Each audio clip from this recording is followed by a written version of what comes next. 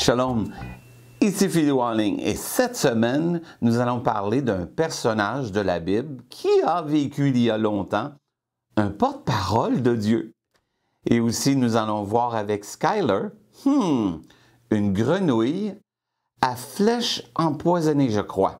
Alors, es-tu prêt? Moi, je le suis. Voici Skyler et les grenouilles. Bienvenue au zoo de Skyler. Skyler est ici pour te parler des grenouilles à flèches empoisonnées. Il existe plus de 100 espèces différentes de grenouilles à flèches empoisonnées. Mais elles sont toutes petites et mesurent entre 1,5 cm et 6 cm. C'est à peu près la taille d'un trombone. Ces minuscules créatures vivent dans les forêts tropicales d'Amérique centrale et sud. Ce sont des amphibiens diurnes qui se nourrissent de toutes sortes de petits insectes, des mouches à fruits, des fourmis, des termites, de jeunes grillons et de minuscules coléoptères. Pour attraper leur proie, elles sortent leurs longues langues collantes et s'emparent de la proie. Ces grenouilles sont connues pour leurs couleurs brillantes et leurs motifs variés. Elles se déclinent dans les couleurs les plus vives: blanc, noir, jaune, or, orange, cuivre, rouge, vert, bleu et toutes les couleurs intermédiaires. Habituellement, un petit animal aura les mêmes couleurs que celles de son environnement pour pouvoir se cacher dans son milieu. Avec leurs couleurs vives, ces grenouilles sont cependant faciles à repérer, même pour un oiseau volant dans le ciel. Alors pourquoi sont-elles colorées? Ce n'est pas seulement pour se faire remarquer. Les couleurs envoient un message. Tu vois, les grenouilles à flèches empoisonnées sont considérées comme l'une des espèces les plus toxiques ou venimeuses de la Terre. Bien que toutes les grenouilles à flèches empoisonnées ne soient pas toxiques, certaines peuvent avoir un impact important. La grenouille à flèches empoisonnées dorée, par exemple, a assez de poison pour tuer 20 000 souris. Les couleurs vives et les motifs de la grenouille avertissent les prédateurs potentiels de sa toxicité. C'est comme si la grenouille disait « Ne me mange pas, je suis toxique ». Les couleurs sont donc un message honnête aux prédateurs qui doivent les éviter. Sais-tu que Dieu nous envoie des messages? Sais-tu que Dieu peut communiquer avec nous? Sais-tu que Dieu veut communiquer avec toi? Oui, toi, un enfant! Les grenouilles à flèches empoisonnées utilisent la couleur pour envoyer un message à leurs prédateurs. Le message de Dieu est la Bible. Il a inspiré de nombreux auteurs à écrire sa parole pour que nous puissions entendre le message aujourd'hui. La Bible dit « Invoque-moi et je te répondrai. Je t'annoncerai de grandes choses, des choses cachées que tu ne connais pas. » Lorsque tu lis ta Bible et que tu pries, Dieu peut te parler. Il est important d'écouter et ensuite d'obéir à ce que Dieu dit. Mais en fin de compte, il faut lire la Bible parce que Dieu veut te parler. Tu as vu la grenouille? Elle envoie des messages. Oui, des messages par ses couleurs. Mais c'est des messages qui disent « Fais attention ». Comme lorsqu'on voit un arrêt qui nous dit « Arrête, c'est rouge » ou un triangle jaune qui nous dit « Fais attention ». C'est la même chose. Mais Dieu aussi peut nous envoyer des messages. Et lorsqu'il nous envoie des messages, on peut apprendre de lui et on doit obéir. Comme on lit dans la parole, dans Jérémie 33:3, ça dit « Invoque-moi et je te répondrai. Je t'annoncerai de grandes choses, des choses cachées que ton cœur ne connaît pas. » Dieu veut nous parler. Dieu veut te parler à toi. Oui, même un enfant, Dieu veut te parler. Ton papa dans le ciel qui t'aime veut te parler. Donc, est-ce que tu veux voir qui était le porte-parole de Dieu sur la terre? Oui, son nom c'est Jérémie. On le regarde ensemble. Jérémie, il a vécu il y a très longtemps.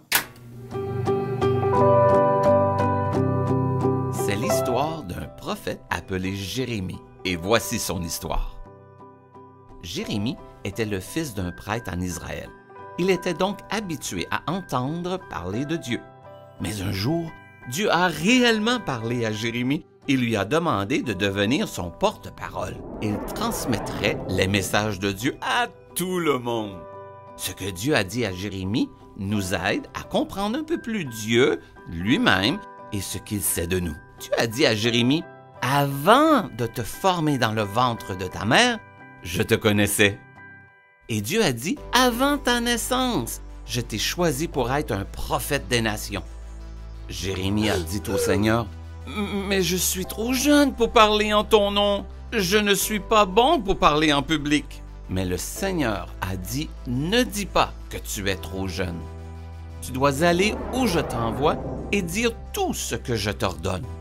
Ne crains pas ces personnes, car je suis avec toi et je te sauverai. » Puis le Seigneur étendit sa main et toucha la bouche de Jérémie. « J'ai mis mes paroles dans ta bouche, » expliqua Dieu. « Je vais faire de toi mon porte-parole. Tu diras au roi, aux dirigeants et au peuple que je vais déraciner, démolir et renverser les nations qui me désobéissent. Tu diras aussi que Dieu édifiera et plantera ceux qui lui obéissent. » Jérémie se mit donc en route pour prononcer les paroles de Dieu. Tout ce que Dieu lui avait dit de dire s'est réalisé. Beaucoup n'ont pas aimé les messages de Jérémie et ont essayé de lui faire du mal.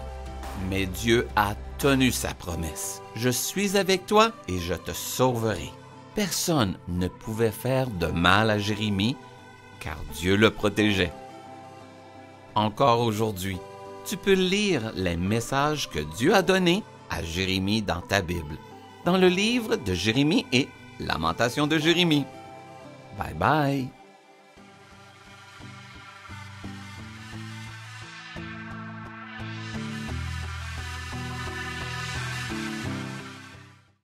Tu as vu? Jérémie, dès le ventre de sa maman, Dieu dit qu'il le connaissait et déjà il était appelé à être un porte-parole ou un prophète. Oui, dans l'Ancien Testament. Et des fois, il disait des choses des choses cachées que Dieu savait seulement. Et Jérémie devait aller avertir les gens. Et des fois, comme quand maman, papa te dit, fais pas ça, on n'aime pas. Mais c'est important d'obéir et d'écouter. Tu es prêt pour la mission de la semaine? On la regarde ensemble. Voici ta mission.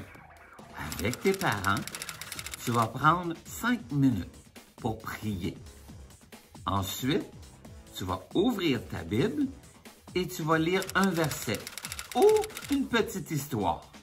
Ensuite, vous allez parler ensemble pour voir comment Dieu vous aide et vous montre des choses que vous pouvez appliquer. Alors, tu pries 5 minutes, tu ouvres ta Bible, tu lis un verset ou une petite histoire et ensuite, on parle ensemble pour voir ce que Dieu dit dans sa parole. Bonne mission! C'est facile. Tout ce que tu as à faire, c'est prendre 5 minutes. 5 minutes. Et tu t'assois avec tes parents, tes frères, tes sœurs, même tes grands-parents, et tu pries. Et tu demandes à Dieu de te montrer des choses dans la parole de Dieu, dans la Bible. Ensuite, tu rouvres ta Bible et tu lis un verset avec tes parents ou une histoire de la Bible. Et ensemble, vous allez parler. Qu'est-ce que Dieu veut me montrer dans ce verset? Comme dans Jérémie 33:3, « Invoque-moi et je te répondrai, je t'annoncerai de grandes choses, des choses cachées que ton cœur ne connaît pas. » Et ce verset me dit que Dieu veut me parler et il veut me montrer des choses, même des choses que je ne connais pas. Dieu, mon papa dans le ciel, veut me les montrer. C'est tellement bon. On a un papa qui nous aime dans le ciel et on a Jésus qui est avec nous. Moi, je veux célébrer, je veux chanter et je veux me souvenir que je dois prier. Je dois prier mon papa dans le ciel. Alors, ici Philo en ligne qui te dit Shalom.